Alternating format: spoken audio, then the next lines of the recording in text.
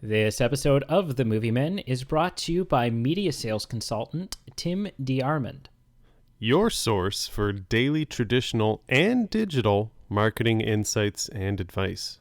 For more information, check out the link posted in the show notes below.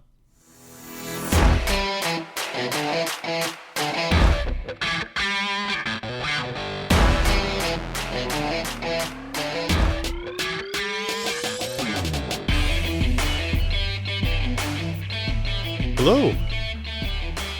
That's not what we agreed upon. The plan's changed. Oh, okay. Wait, you've abandoned that? Put the money in the bag and shut up. Well, greetings. Hello. And welcome to another ridiculously fun-filled episode of The Movie Men? The Movie Men. Yeah. Yeah, the show that we host on our dark little corner of the internet. Very dark. Very dark. Like we haven't paid hydro in months.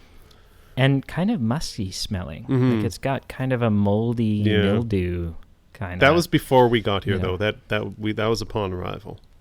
Yeah, well, Grandma's basement is a... Anyways, so welcome. Yeah. Those of you, it occurred to me, we've been doing the show for a while now. Right, yeah.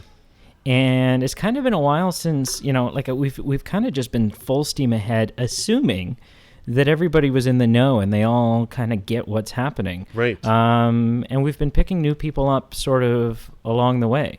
So if you're new, let me tell you a little story about the Movie Men podcast. We are a quasi not professional podcast, right?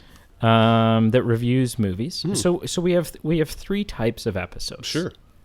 Okay, and we upload typically at least once a week, every Sunday. Yep. We upload. There's the odd exception, the apocalypse, or if someone's really sick or whatever, then we skip over. But aside from that, every Sunday, and occasionally also through the week on a Wednesday, or Thursday or Friday, or I don't know. Like this episode will be. Yeah.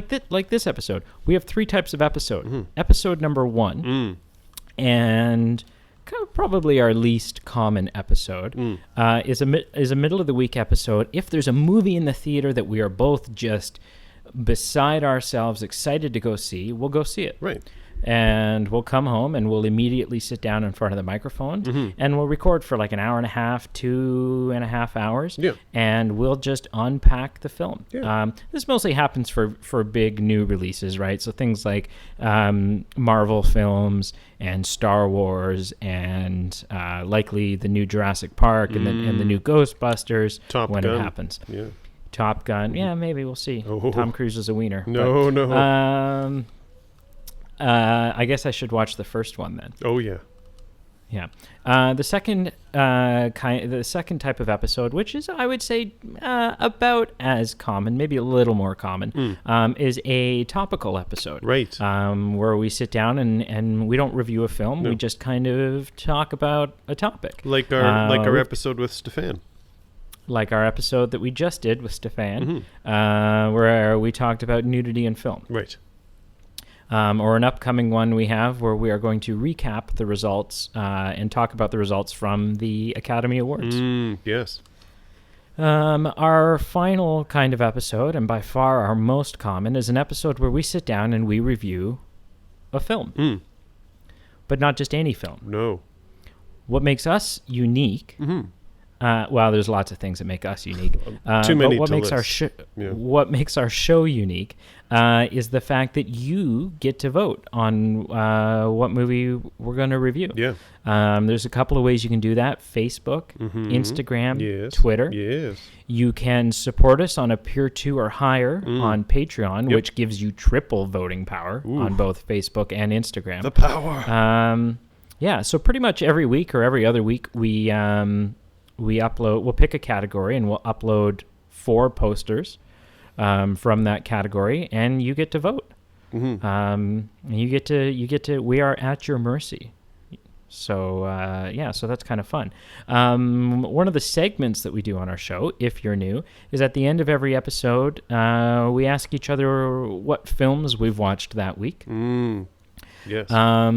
Followed by making a recommendation to the other person. Now, yes. if the other person has not seen the film that has been recommended to them, then they are contractually obligated to watch that film between then and the next episode. Right. If they have seen it, they're welcome to watch it, but sometimes life is busy. Sure.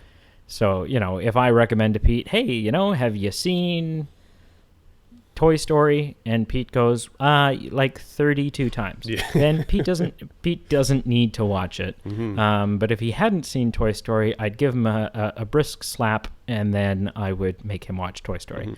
So that's mostly it. It's a cool way for us to share film with not only one another, but then it lets us expose kind of just maybe new things to the audience that they haven't watched or they didn't think was worth watching, and it's cool. I have seen all kinds of films that I would have never otherwise have watched. Likewise. Yep.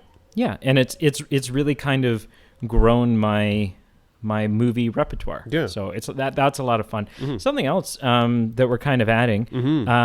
If you follow us on Twitter, right, bully for you.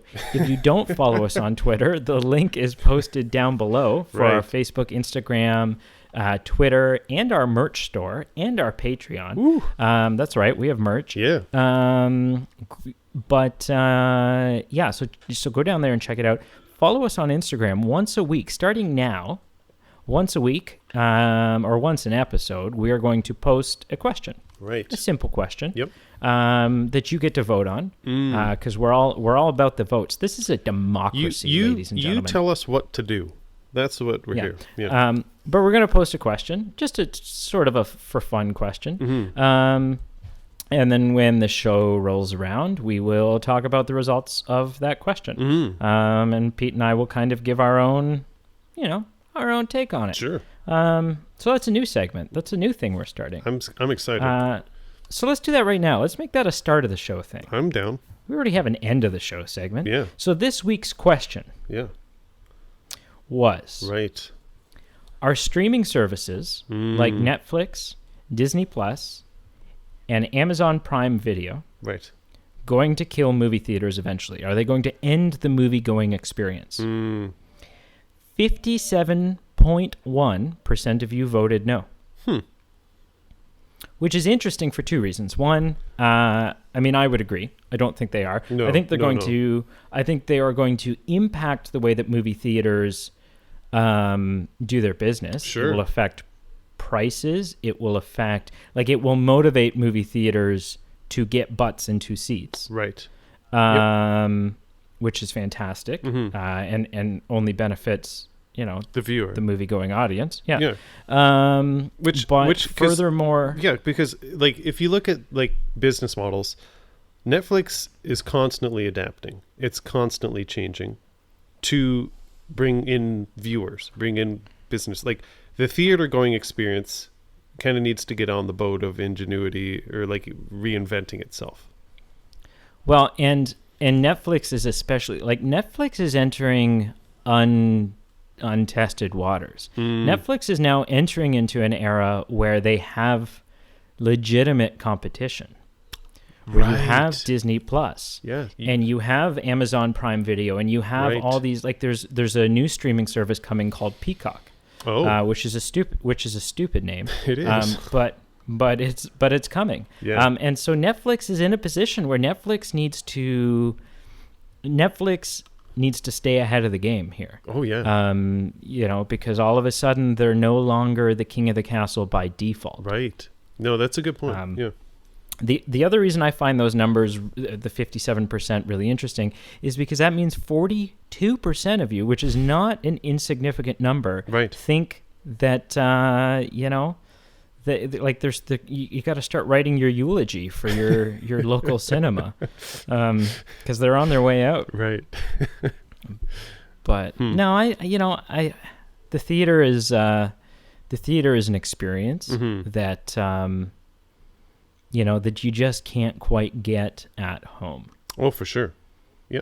So, or at least most of us can't. Some of us have like ridiculous, home theater projection screens and crazy Dolby sound systems, and but it just doesn't. Yeah, I don't think it'll kill theaters, but I think it'll definitely push the envelope of your move theater. You need to adapt or die. Yeah, for sure. So, anyways, thanks for voting on that, and keep your eyes out for future questions. Yeah. This is, we're going to kind of see how this goes. Yeah. Maybe people will love it. Maybe they won't. We'll probably do it anyways. Doesn't, Right. To heck with you. Yeah. So this week we didn't do a vote. No. This week, last week, this past Sunday, we aired an episode with a guest, Stéphane Duchesne. Yep. Who is unique for two reasons. One, yes, he has an incredibly large mustache, a very nice mustache. Like, it reminds me of, have you seen the movie Murder on the Orient Express? Oh, I do, and I know where you're going. Yeah, where Kenneth Branagh, and he's got the big, so that's what the mustache reminds me of. Right. It's a great mustache. But I'm just going to stop you for a sec. Like, Kenneth Branagh had like a team of hairstylists to like groom and prepare this thing for filming. Like, good for Kenneth Branagh, but also like he didn't do this on his own. Stéphane. Well, and I don't know for sure that Stéphane does. I mean, when you have a mustache like that, I think maybe he does. I think you must have a team. Okay, I shouldn't rule it out. We didn't ask him. Around. That's true. Yeah. Yeah. The other thing that kind of sets him apart and makes him unique is that he is a bit of a resident expert when it comes to nudity in film. Right. Being that he is a nudist himself. Right. Spends most of his time the way he was, in his birthday suit. Mm-hmm. But also, he like, this guy's well experienced. Like, he's taught university courses. He's sat on so many committees. Like, he knows a lot of stuff related to film and nudity and for sure. Yeah. So he came on our episode and he talked about nudity in film, and then at the end of the episode he recommended a film to us. Yes. And it seemed like only the right thing to do by sitting down and dedicating an episode to the film that he reviewed for us. Yeah. So the film he reviewed, or the film he recommended to us, is a nudist film, or a naturist film. Sure. A film about a nudist park. Yeah. In the 50s. In the 1950s. Yeah. 1954, the movie came out, and it's called Garden of Eden. Yes. So we're going to do things a little bit differently here. Sure. We're going to review the film, but we're going to kind of read through. We're going to talk about the plot of the film, because there's a good chance that a lot of you have never seen this film. It's very hard to find.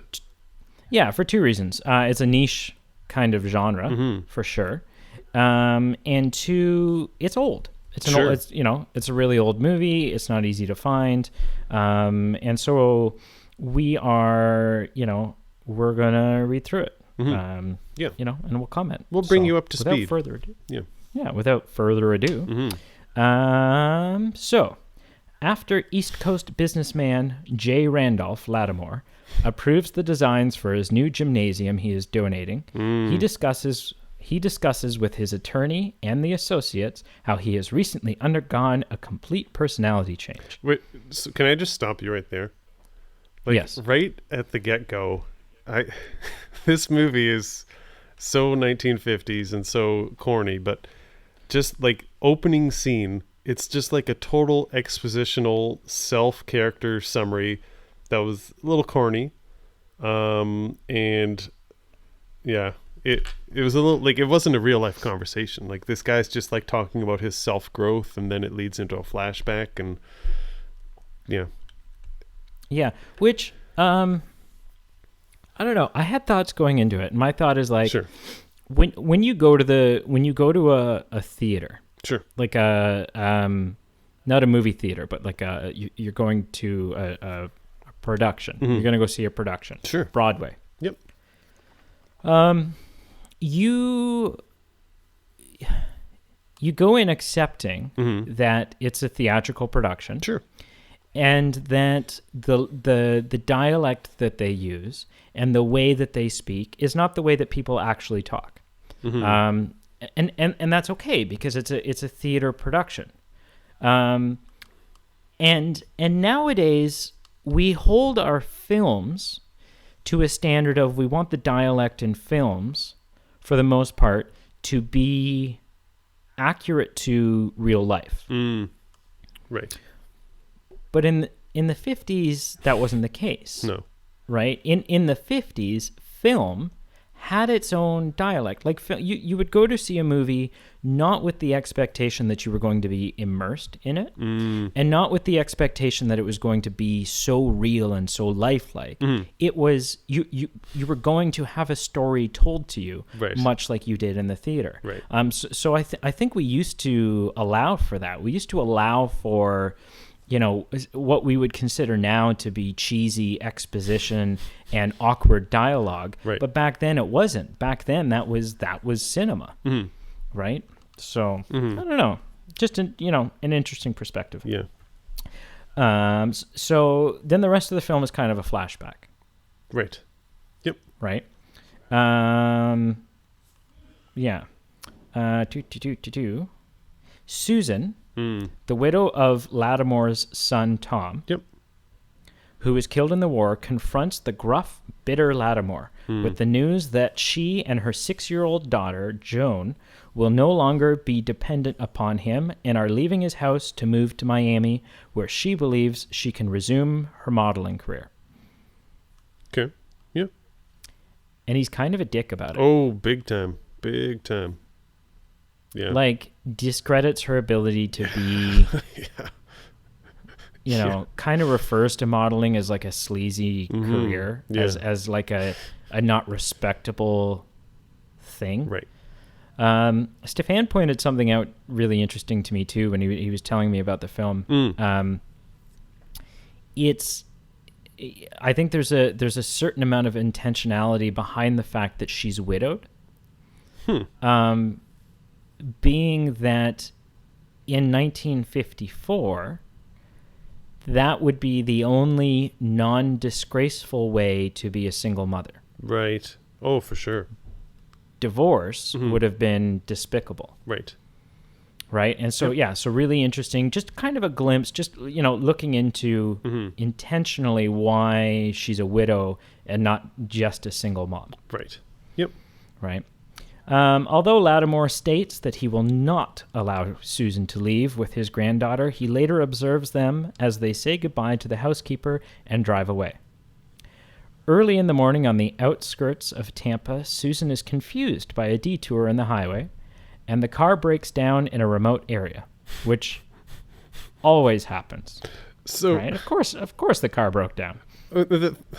This movie, honestly, gave some horror movie vibes. Oh, yeah. Like right from the get-go, I'm just like, they're in the middle of nowhere. Oh, they're stranded because their car broke down. And continue, and I'll tell you, keep going with the synopsis, and I'll tell you everything that's totally a horror movie, just disguised as a naturist film. Fortunately, another driver, Johnny Patterson, is on the road and attempts to fix the car. Oh, horror movie right there. A seemingly too nice of a guy just happens to be there to help. Just shows up. Immediately says, let me try to help, and he just gets in the car. He doesn't even and starts turning it over. And that's the point exactly. Like, he's not even looking for a mechanical problem. He's like, here, let me just make sure you're turning the key properly, because you're a woman and you probably did it wrong. Yeah. Can I point out two interesting things about this scene? Sure, One is Johnny tries the ignition for 45 solid seconds. Yeah.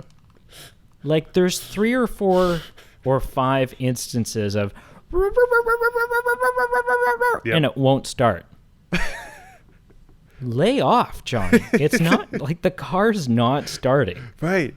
That's what I don't get. The woman says it's not starting. She doesn't need you to turn the key. She either Well, wants you to ma'am. look under the hood or call a tow truck. Well, yeah. Well, ma'am, I think there may be an issue with your radiator, and you probably also now need a new starter. Yeah, exactly. Like, come on, Johnny. The other interesting thing, which I think is sort of a fun window into the times, Sure. is that nowadays, and this isn't a general sweeping statement. Sure. But nowadays, for the most part, if a single mom was driving, and I mean, I'm included in this as well, right? I'm not a single mom. Sure. But it's not just women, and it's most people in general. I see. If you're driving down the road, Yep. and your car comes to a stop, it breaks down. Sure. You're gonna call someone. Right. Yep. Would you like, honestly? Mm-hmm. Would you have the knowledge to yourself get out and look under the hood? No, you'd be wasting your time. For sure. Yeah. You don't know anything about cars. No, especially nowadays where just so much electrical, mechanical stuff is just, even if you have a conceptual knowledge of cars, if you don't have the right computer system to plug into it, you're useless. Right. Yeah. I mean, but even if you didn't, like, I don't have, Oh, I don't I either. feel like most people don't have the mechanical knowledge. True. And so, and now obviously Susan in this situation is the 50s, so she doesn't have a cell phone. Mm-hmm. But nowadays, even if you didn't have a cell phone, you'd probably just start walking. Right. Yep. To try to find someone. But Susan doesn't. Susan gets out and she pops the hood and she looks under the hood. Mm-hmm. Which, again, I just think is an interesting... It's a glimpse into the times that, I mean, cars were less complicated. Sure. Yep.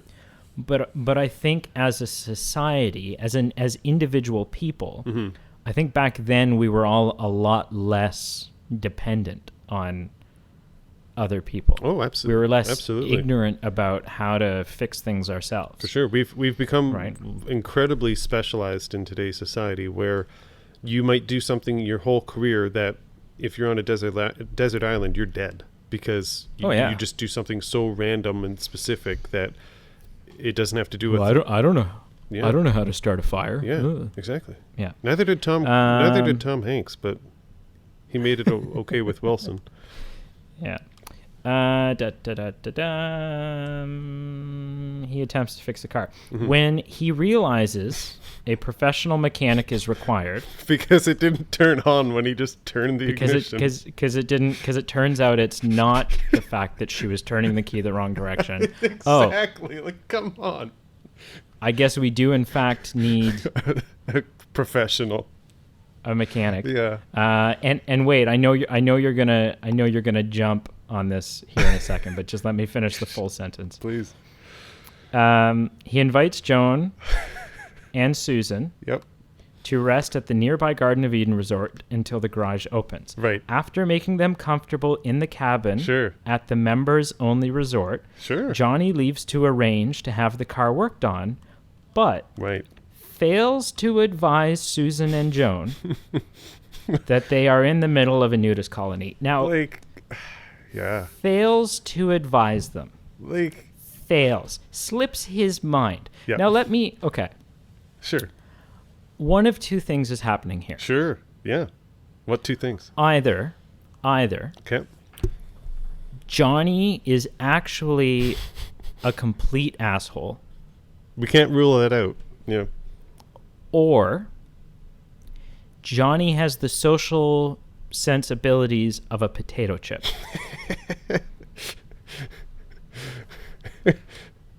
Right. Yeah. Like, Yeah. you know, I feel like... Like, just let me try this on for size. Like, oh, hey, you and your daughter here. Water's in the tap. Help yourself. There's fresh towels. Ooh, don't be alarmed. Like, no one here wears clothes. So if you open the curtains and everyone's naked, that's probably a normal expectation. Like, you should, Right. Like, hey. Yeah, in the category of things that you can forget to tell someone. Sure. Oh, shoot, I forgot to mention that the toaster doesn't work. Exactly. Okay. Like, I forgot to show her the trick to get the TV to turn on. You have to just jiggle the antenna just so to get it. Yeah. Right. But, by the way, nobody here wears clothing.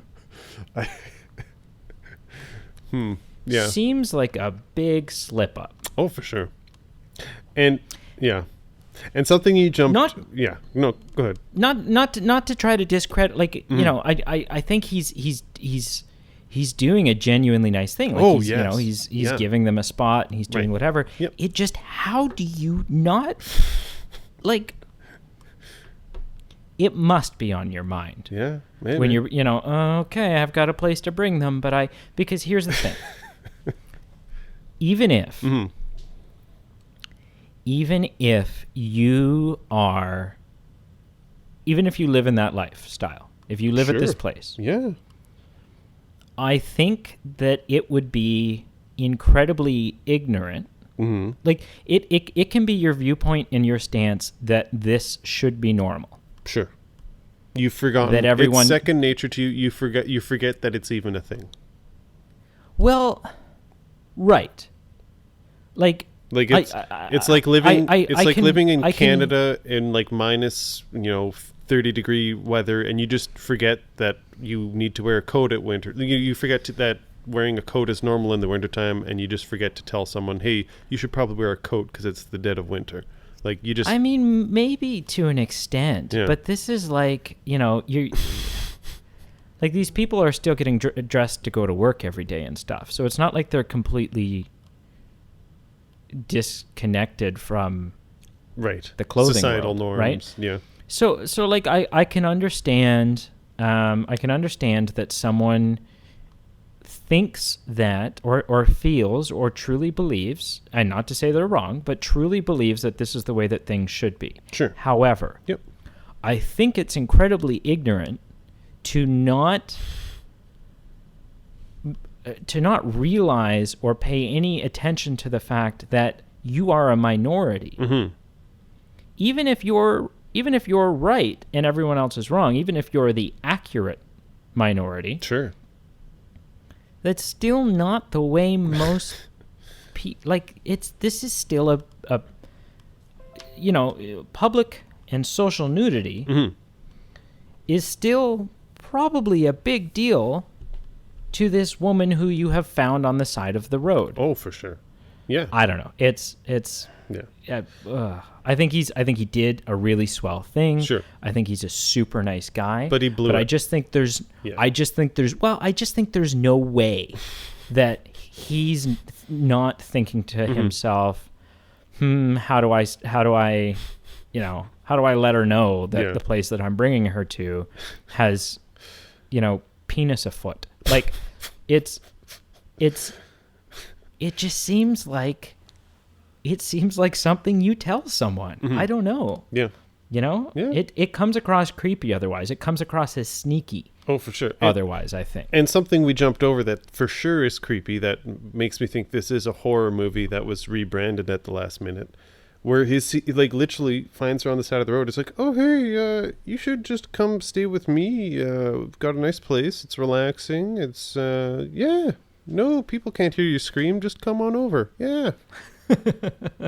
Don't go in the shed, no matter who you hear yelling for help. Just don't go there. But yeah, come on over. I don't know what kind of horror films you watch. Anyways, meanwhile, the abandoned car is found by a highway patrol unit, and Lattimore is notified. Right, the man. Right. After a short nap, Susan wakes up, looks out the cabin window, and is surprised to see Joan and the other children playing without any clothes on. Right. But she's not really at first. Right? Which I don't know. Like, I don't know if that was just the times. Yeah. Right? I think being 1954 plays a role in this, but she definitely, she opens the curtains and her daughter is there. What do we say? The daughter's like 4?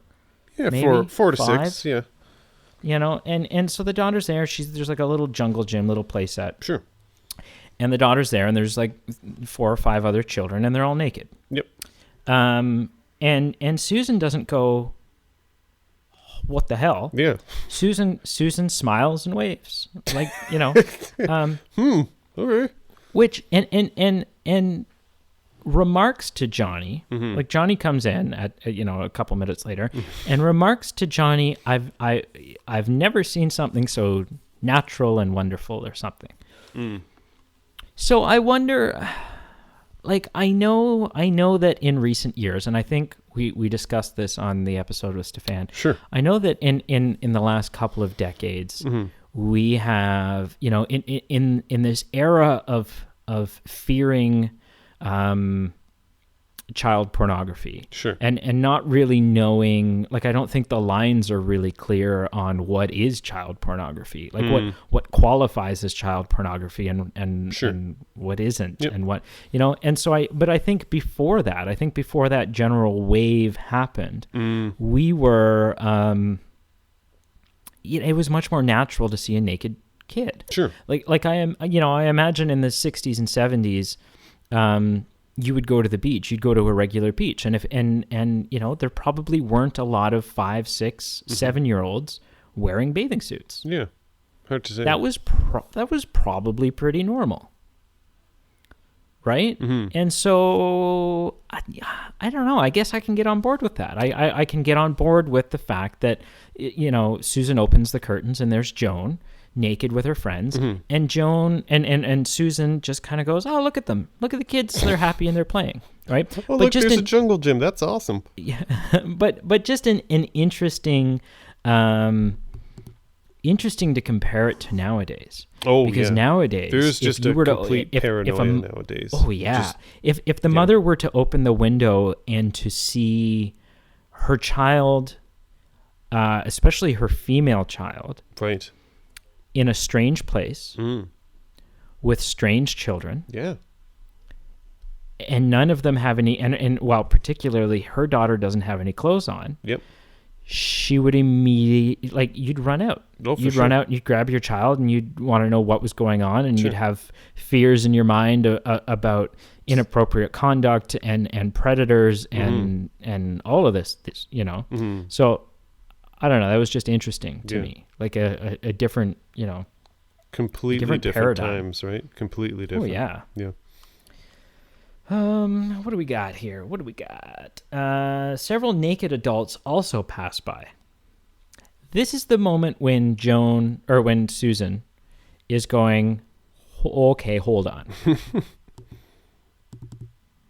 That's a 30-year-old butt. That's not a 4-year-old butt. Right. That's what, she's What's maybe going on pinching here? herself. Yeah, pinching herself, wanting to wake up. Yeah. Where did Johnny take me? Right. When Johnny returns to explain that he is arranging to have the car repaired, Susan tells him that she thinks that the children are delightfully natural naked. Yeah, we said that. But is not convinced about the adults and decides to remain in the cabin until her car is ready. Sure. Johnny tells Susan that he is an actor and also works at the camp. Yeah. Nice. So, which, I mean, actor was a struggling actor. That's such a 1950s, Yeah. Some actors wait tables in between acting jobs, and some actors pick up desperate women on the side of the highway and take them to nudist camps without mentioning, hey, by the way, everyone's naked. Right. Again, for the record, I have no issue with him bringing her there. Yeah. But there's there's maybe a discretionary conversation that needs to happen. There's an etiquette to follow. There's a hey, I've got a place. Yeah. But Heads before up. you agree, Heads up. yeah. Lattimore, meanwhile, receives a phone call from the police advising him that Susan and Joan are safe at the Garden of Eden. Also, which he assumes is a motel. This father-in-law literally does nothing but stay at home and wait for people to inform him of things. Like, does he not have a job or hobbies or just anything to leave the house for? Like, he seems to have a lot of money because he's got a housekeeper that he's quite rude to. Oh, right? yeah. And he I think we see him smoking cigars a couple of times. Sure. He's a very white privilege. Yeah. 1950s. Fancy to do. Yeah. Yeah. So Daddy-O assumes Garden of Eden. It sounds like some motel or something that she's at. Sure. Makes sense. Yeah. Right. Car broke down. They're at a motel. Mm-hmm. After Johnny discovers that the car repair will take several days. Again, sounds like a horror film. I'm getting those horror vibes. This is my last point. Like, this is the cherry on the cake, where he comes back from the mechanic and it's like, oh, yeah, by the way, your car, it's totally fine. It's just going to take a bit longer, so I don't have it, and you'll just have to stay here. And, oh, what do you mean the phone's not working? Oh, don't worry about it. Yeah, just go with it, y'all. It's fine. Yeah, it's fine. Yeah, those phone lines, we've been meaning to fix those phone lines. Listen, I've been courteous to you so far, so you better not complain about them phone lines, you hear? Yeah. Susan, fully dressed, wanders outside to meet several of the nudists, including a theater director who expresses an interest in her acting ability. Which is it seems like a normal conversation. Everyone here seems really polite and really friendly, right? But not in not in a creepy kind of way. No, like everyone there just seems genuinely like, sorry about your car. You're welcome to stay. While you're here, we do drama practices. Yeah. We're gonna do Shakespeare. Do you want to start? How about you come read with us? Yeah. How about you come read with us? Have a go. Yeah. So they seem really nice. Later, Joan asks her mother if she feels funny being the only person with clothes on. Right. And she I think she says no, like, or she doesn't say no, but she kind of like. I think she dodges the question. Right? She kind of like mind your own beeswax, kid. Listen like, here. When you pay the bills, you can ask questions. Yeah, when you pay the bills, you can make comments about mommy's brassiere, okay? That's... Right. Something to that effect. Know your place, Joan. Yeah, come on. But, I mean, it seems... It's a question that seems very exposition-y. Like, it's a question... Everything in this film, like, it's a short film. To squeeze it all in, everything is expositional. Oh, yeah. Yeah, there's definitely... Because, like, the film's only, like, an hour and 10 minutes long. Yeah. So there's definitely plot points that are rushed. Yeah. And there's definitely lines that are said with the intent of covering a lot of ground really, really quickly. For sure. But yeah, this line specifically, Mom, don't you feel funny being the only one with clothes on? Felt like directly felt like it directly felt like an attempt for the film to get their message across. Oh heck yeah, yeah, absolutely. Right, like the film, it was a very agenda-y kind of line. Yep. I mean, makes sense. I guess. Like if she's 2 days in or something at this point, and she is the only one in the campground, right, wearing clothing. Yep. Which is probably like, that's an awkward feeling. I can agree with that. Absolutely. Yeah. Susan is then invited by a male resident, naked from the waist up, to take a ride around the camp's lake. Otherwise known as shirtless.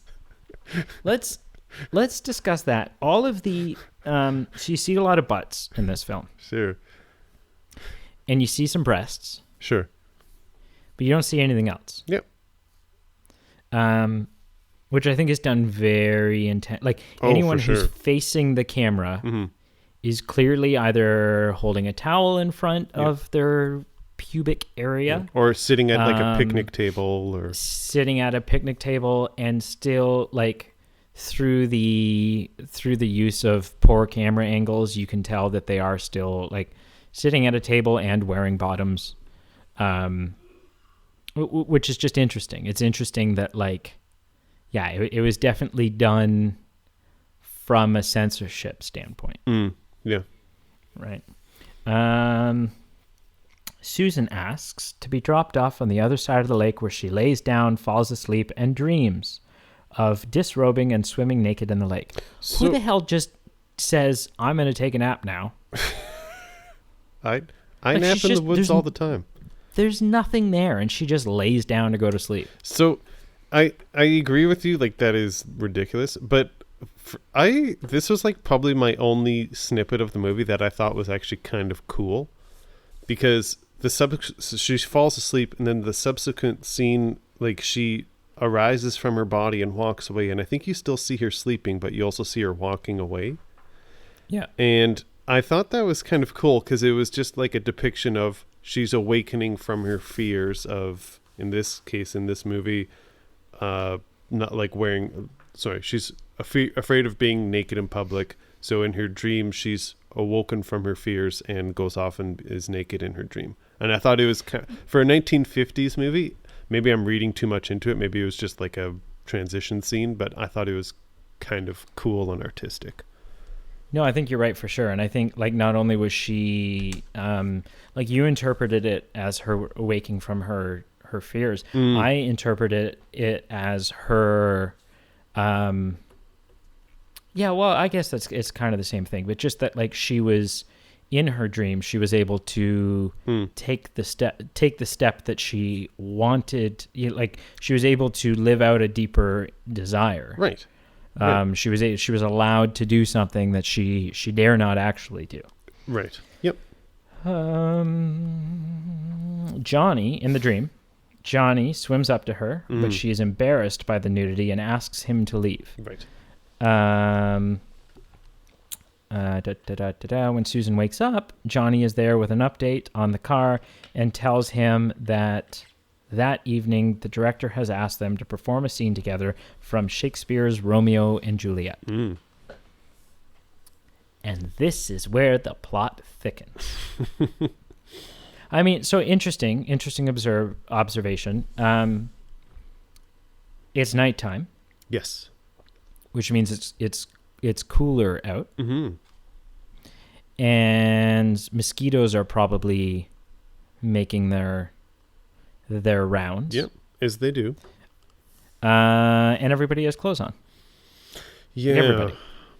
Which is just kind of an affirming moment of like, oh, okay, they're nudists, they're not crazy people.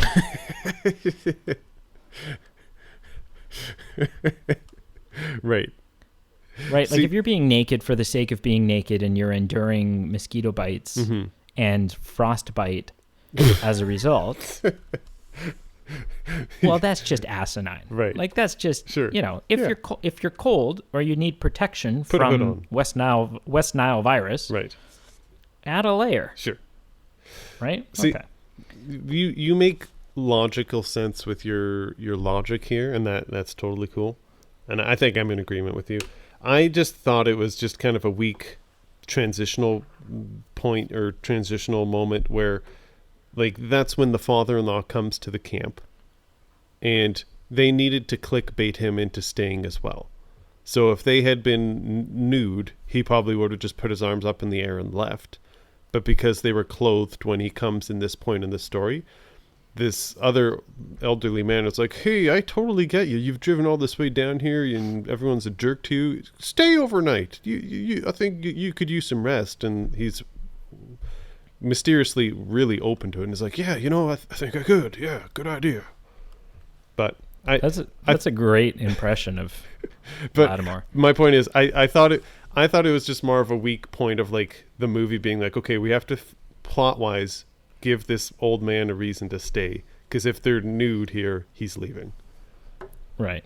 But your logic makes sense. I agree. Right. So, like you said, later during the performance, this even says later during the performance for their clothed theater group, Lattimore arrives at the camp's entrance demanding to take Joan home with him. Right. However, some members persuade him that he is tired and angry and should rest the night and resume discussions in the morning. Like, when has a confrontation ever ended like that? Right. Oh, yeah. Well, you're right. You're right. We should rest on it and let cool heads prevail tomorrow morning. Good idea. Yeah. Oh, I am in the wrong. Before going to sleep, Lattimore visits Joan, who tells him that she is happy there and wonders why he is so grouchy and makes her mother cry, which was I thought was actually a really wonderful scene. You're right. You're not wrong. Like, that was actually a scene that I was watching, and I'm like, I actually don't have anything to make fun of here, and this isn't like a flawed kind of 50s scene. Like, it was actually decent. Like, she asks the hard questions, and she basically calls her grandfather out on his bullshit, and just says like, "Were you ever a kid?" Right. Yeah. Yeah. Yeah. Well, of course I was. Did you have a mom? Why? Yes, I did. Did you make her cry? Yeah. Like. Yeah. You know, and he's kind of like, yeah, you're young and there's things you don't understand. Go to bed. And like, you know, but definitely gets his wheels turning. Sure. Why he's so grouchy. I keep losing my spot, man. Early the next morning, unaware that he is in a nudist camp, Lattimore leaves the cabin for a stroll and meets the theater director, who he recognizes as a famous Shakespearean actor. But is stunned when the man goes swimming naked. So they're having a conversation, and the Shakespearean actor guy's holding a towel over, like has a towel draped over his arm in front of him, just kind of conveniently. So it looks like he could be wearing trousers behind him, right? Yep. And nobody says trousers, but trousers. And we should bring that word back. Let's do it. Yeah, and so they have a little conversation. Hey, I recognize you from the theater. Ah, yes, that was me. I did that many times. Now I mostly train younger people to take over for me because I will be dead soon. And then That's not what he says, said, is it? Would you like to join me for a swim? And also, for the record, he didn't end every sentence with a laugh. Oh, he totally did. And then Lattimore's like, but I didn't bring a bathing suit. Ha ha. Right. And and then the Shakespearean actor guy is like, wow, suit yourself. Ha ha. And like drops the towel and runs and dives into the water. Right. Yep. And Lattimore does this, like, you know, opens his eyes really wide and like, you know, drops his tries to pipe on the ground. And tries to get another look at, like, God, am I really seeing what I think I'm seeing? That's my Lord, I can see that man's ass. And haha, right? And so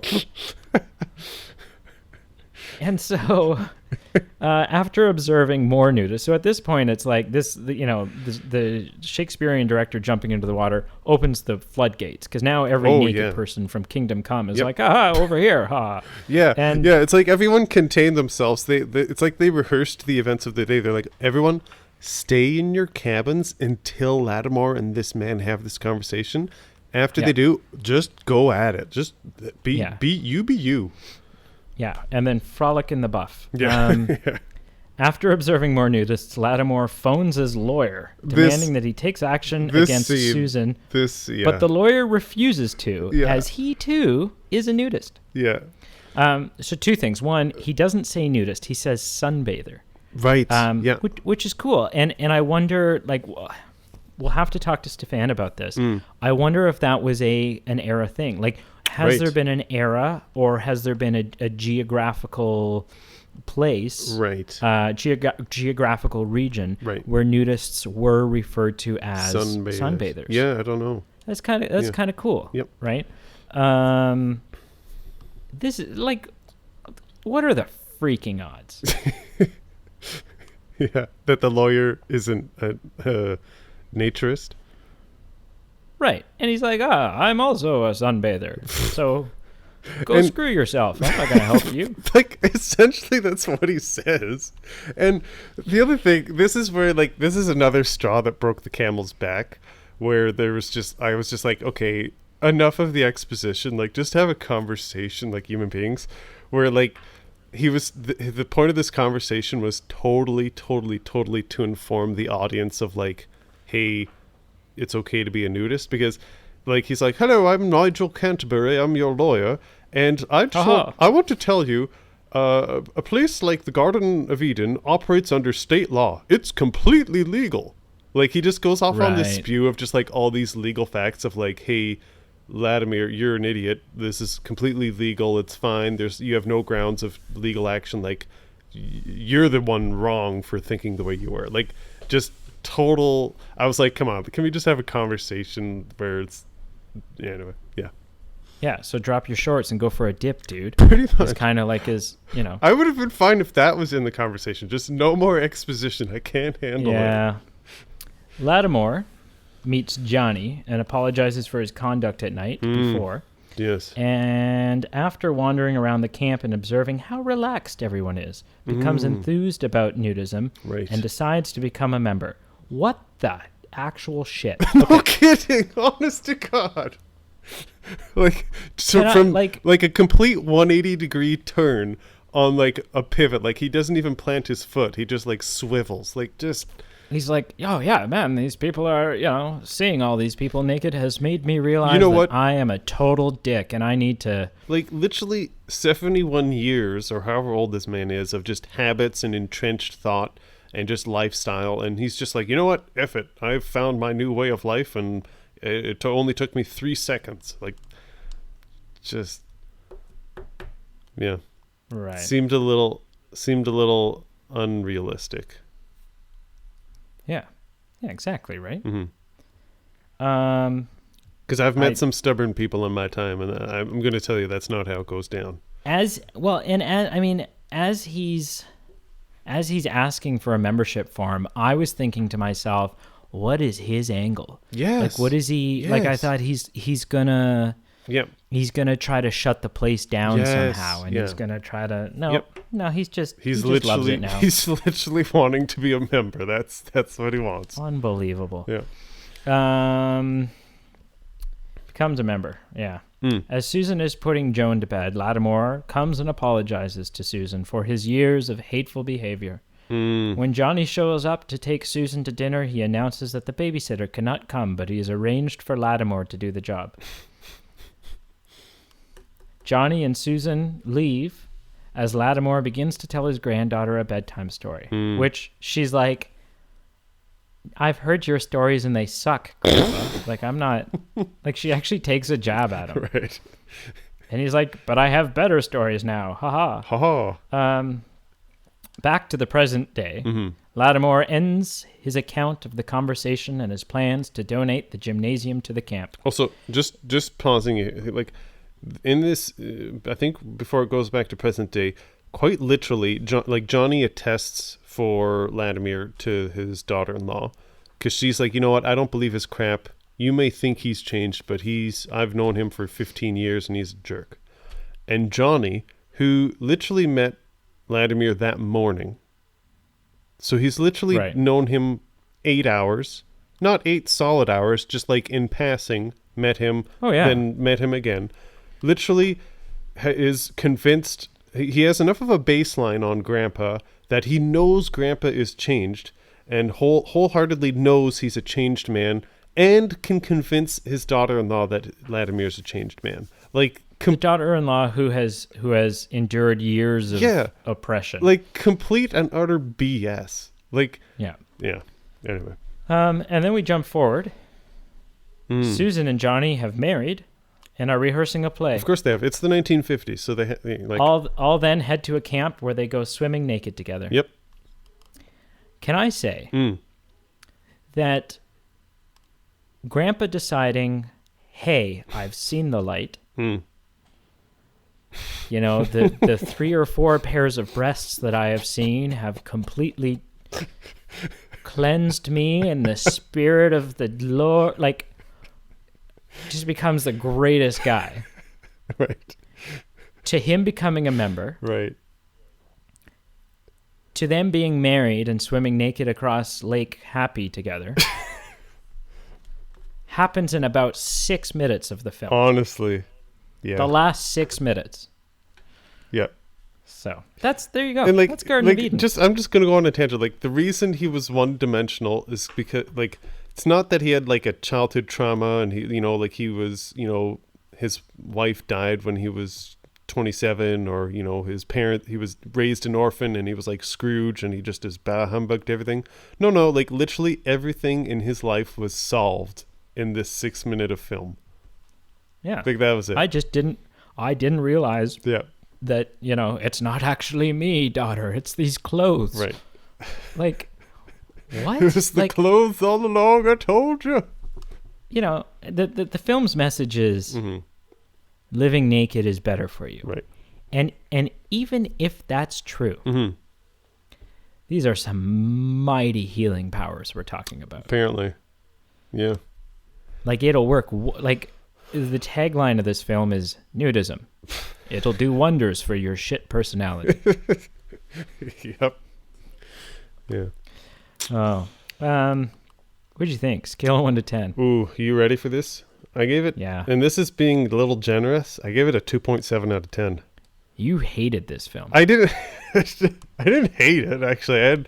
There were some things where I just chuckled and laughed, but like how my rating scale works is if it's like really good, I would pay, like it's a 7 or above, obviously, so I'd pay money to see it in theater. I wouldn't want to see this in theater. I wouldn't want to pay money to buy it. I wouldn't pay money to rent it. It is what it is. Like we borrowed it for free, and that's about the extent. Like if there was no Wi-Fi at the cottage and it was raining, I don't know if even then I'd watch it again, but God only knows.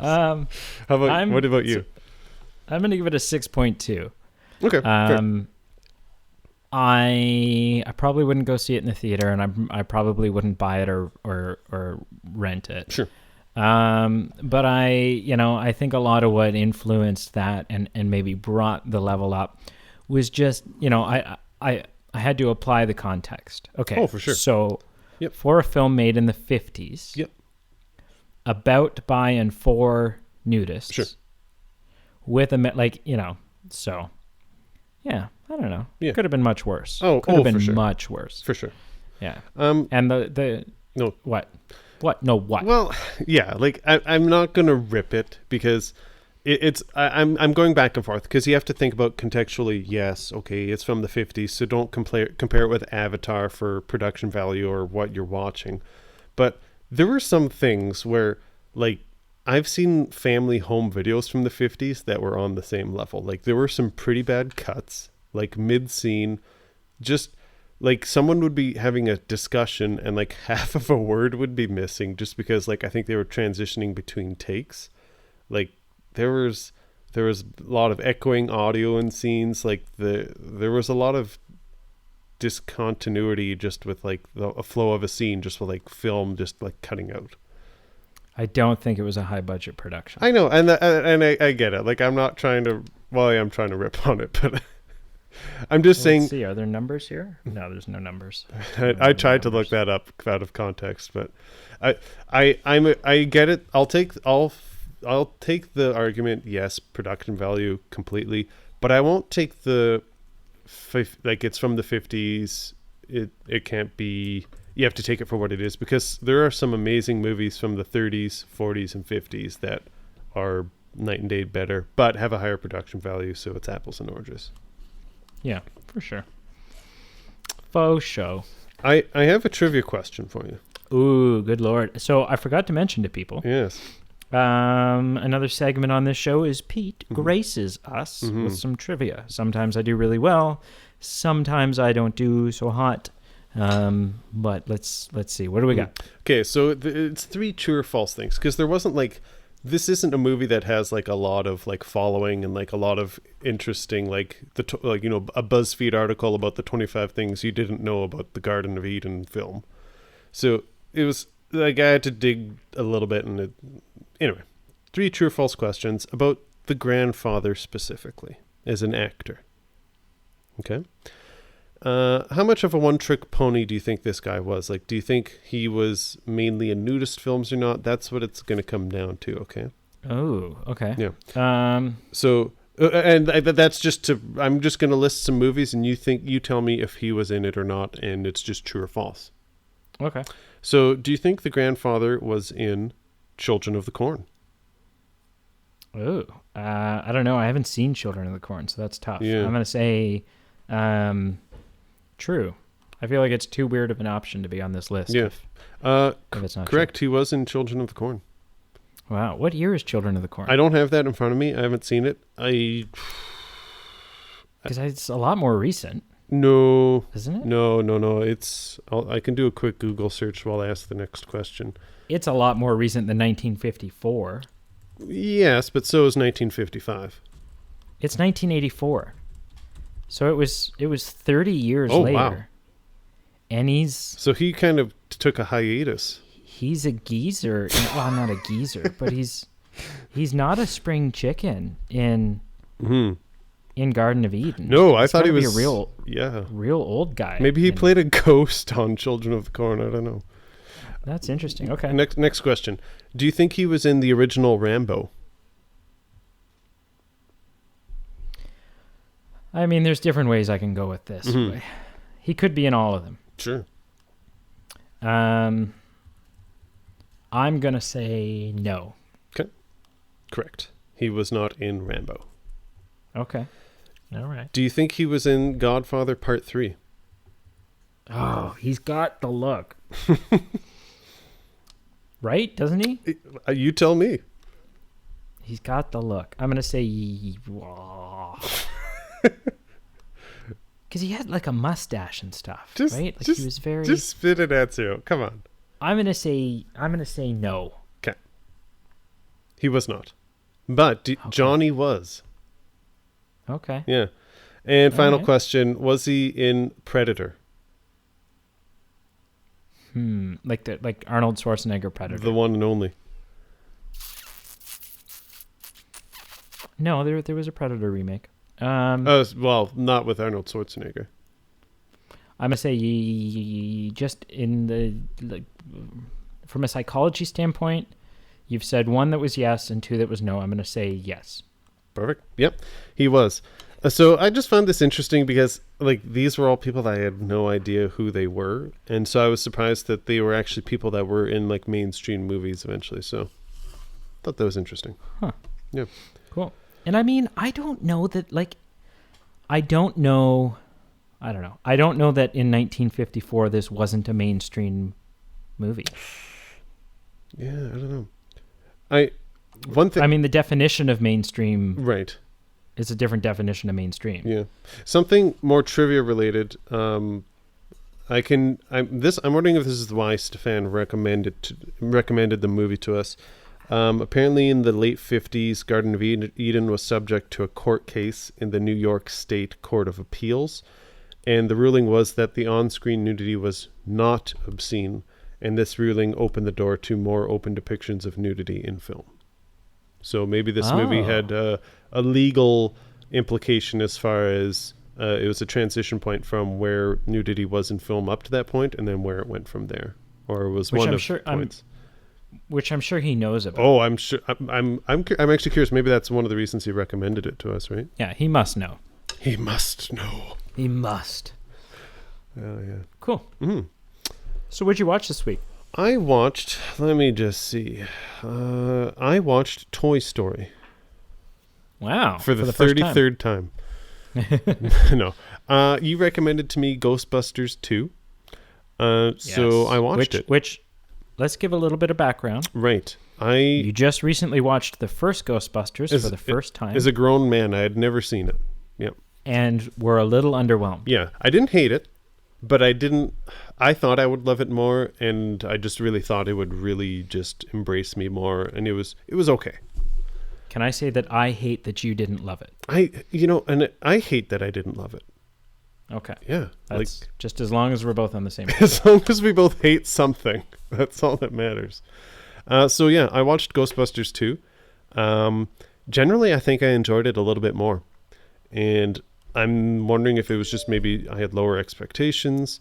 I love that Sigourney Weaver plays a bigger role in this movie. To me, that's a good thing. In the first movie, like she has screen time, obviously, but she has that whole kind of possession thing and whatnot, so she kind of disappears for a portion. I had a discussion about someone of a scene in this movie that I don't know how to describe.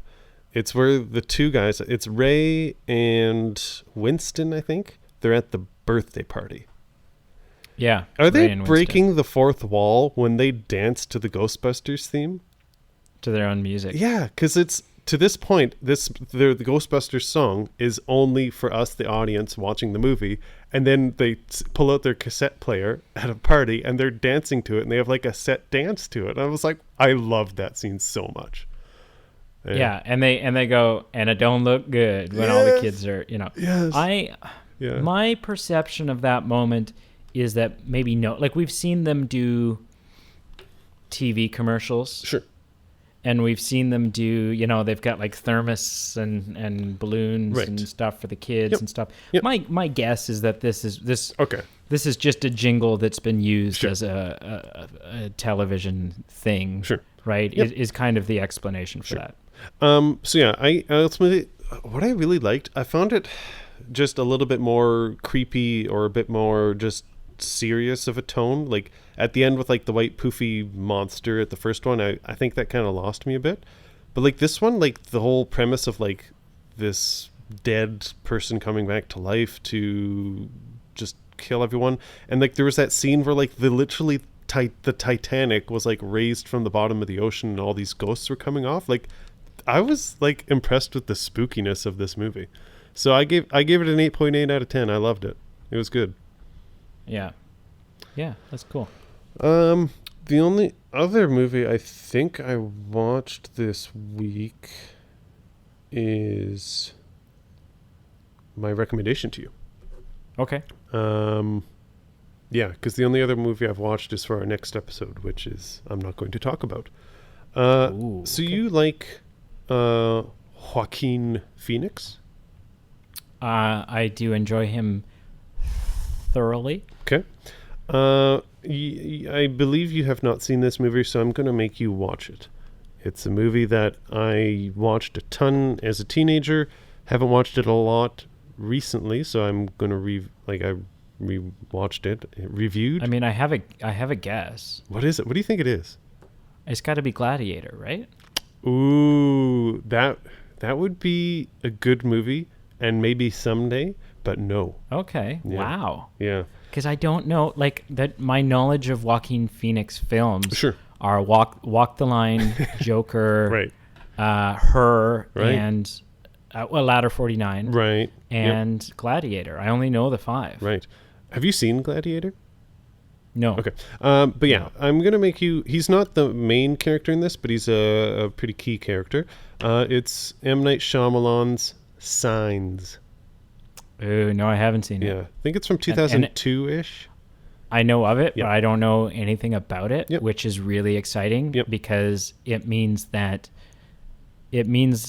fact that it's an M. Night Shyamalan movie means there's a twist. Yep.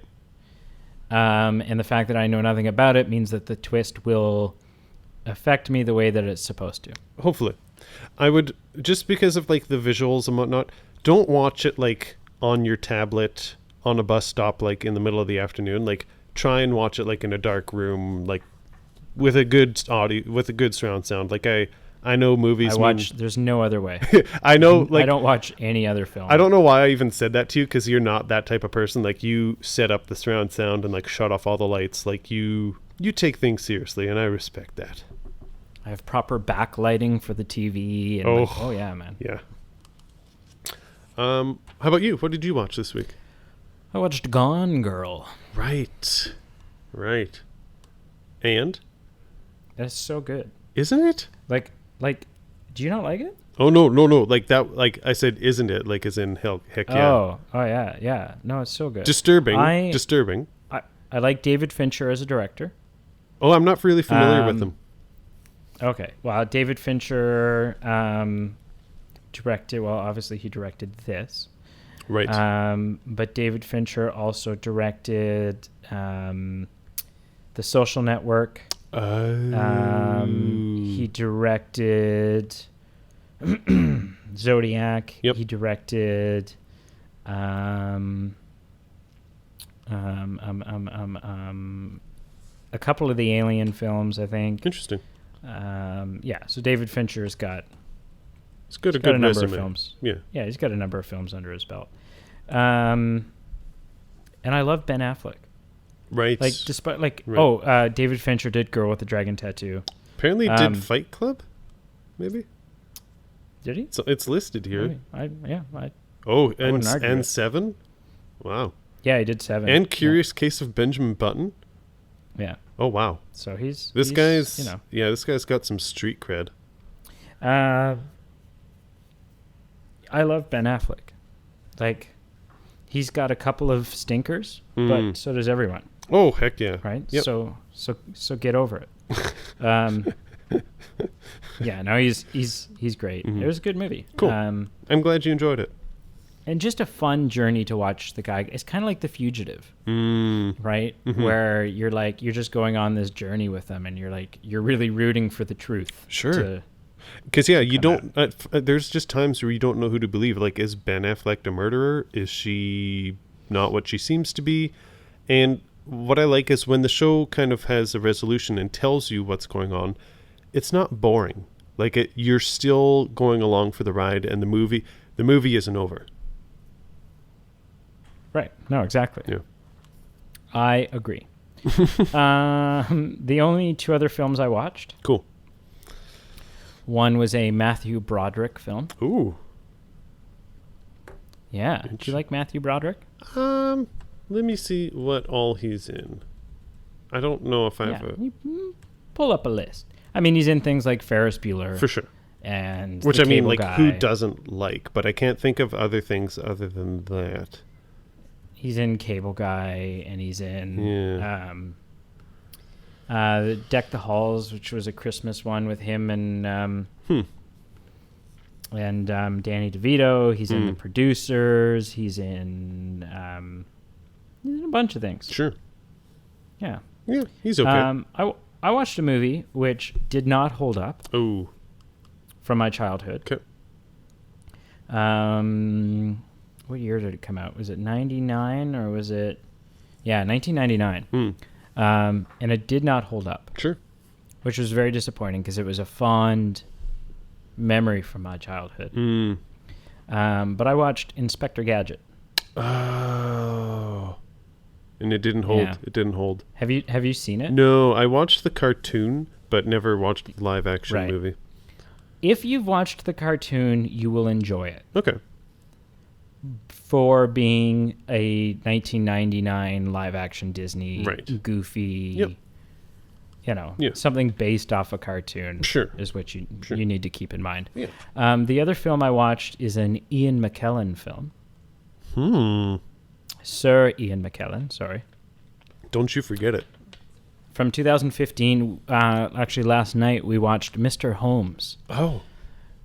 Which is Ian McKellen playing Sherlock Holmes. Have you seen it? No. What? Good. That's my recommendation to you. I've been meaning to and have just hemmed and hawed a few times, but it seems very interesting. I really enjoyed it. It's one of those, there's 3 different timelines that are happening, so you kind of have to... Pay attention. You got to really pay attention, otherwise you get a little bit lost. Is it like Inception? No, not quite that bad. More like, what was that film you had me watch where The Prestige. The Prestige, right? Yeah, kind of more like that. Okay, yeah, cool. I look forward to watching that. Yeah, good. What did you recommend to me? You recommended Signs. Yep. Signs. Yeah. You know what I'd also recommend you do, Brady? You should check out our Patreon page because we have a promotion that if you sign up to support us on Patreon for as little as $1 a month, we're going to enter you into a draw for one of 2 prizes, and each prize is valued at over $17 worth of chocolate. Lindor, Ferrero Rocher, and existing Patreon supporters are automatically entered into the draw, and you will be automatically entered into future draws, which we have about once every month or 2. So you should check that out because it's a pretty good giveaway of what odds of winning, and we've got some pretty cool perks of different tiers on Patreon. So you should check it out. Holy shit! I will. Where do I like? So we're gonna post. We'll post the link. Where do I find below. the link? It'll be below the episode. Yep. So just all right. Yeah, if you're listening right now in the future, just take your mouse and where you hit play, roll it down to the link that says Patreon the Movie Men podcast or whatever the exact hyperlink is. My Lord. Okay. Yeah. That's incredible. Jiminy Cricket. Oh, wow. Snap, pop, crackle, something. Okay, I'm putting you on the spot. Sure. For the last 2 weeks, just before we end the episode, I have turned to you and I have said, Pete, do you have a shout out? And for 2 weeks, you've let me down. For 2 weeks, you've made me hang up the phone and think to myself, does he really love me or is it all just a lie? So I need the answer once and for all. Do you have a shout out or are you seeing someone else? It's a lie. What? You don't have you don't have a shout out? No. The two are mutually exclusive. It's a lie, but I do have a shout out. Okay, who's the shout out? No, I'm just kidding. It's not a lie. So the shout out is someone that I really thought would be good for a shout out this week. And I'm going to tell you why they're a good reason for this shout out. For specifically because we did an episode about naked people? No, more so that I forgot to think of a shout out and I've just been stalling to come up with one. But I'm going to give one to a friend of the show, Nathan Grunman, who loves to be naked. Pardon? Who loves to be naked? I guess, maybe when he's bathing, I don't know. Who doesn't? Yeah. Right? You get out of the shower and you go, man. What a day to be alive. No, I'm going to give a shout out to breathe. Nate Grunman, follower of the show, friend of the show, and sometime in the near future will be a guest on our show. We were a guest on his show, and we look forward to him joining us. I've said it before, and I'll say it again. Holy shit. That's amazing. That's just guests galore. Guests. Yeah. You know what? If you want to be a guest on our show, there's no guarantee that we'll let you. Yeah. But, I mean, there's a background check, there's social insurance, we got to do a credit score. But if you want to be on the show and you meet all of the criteria, send us an email at themoviemenpodcast@gmail.com, all lowercase. Do it and put something in the tagline about pick me or something. And we will it's fun to have guests. Yeah. And you don't necessarily we have ways of bringing you on the show even if you're not local to us. Pete and I aren't Pete, how far away from me do you live, Pete? Yeah, about 2.5 hours drive. About 2.5 hours. About a 24-hour walk. But we sound like we're in the same damn room. Yeah. And that's what's important. That's folks. All that matters. Yeah. Until next time. Goodbye. Keep your chickens and your lizards close. I don't know what that means. Be kind to your birds and your lizards. Your chickens and your... To our lizards and our chickens, may they never meet. Be kind to your birds and your goats. Well, I do that already. So that's what I meant. Yeah.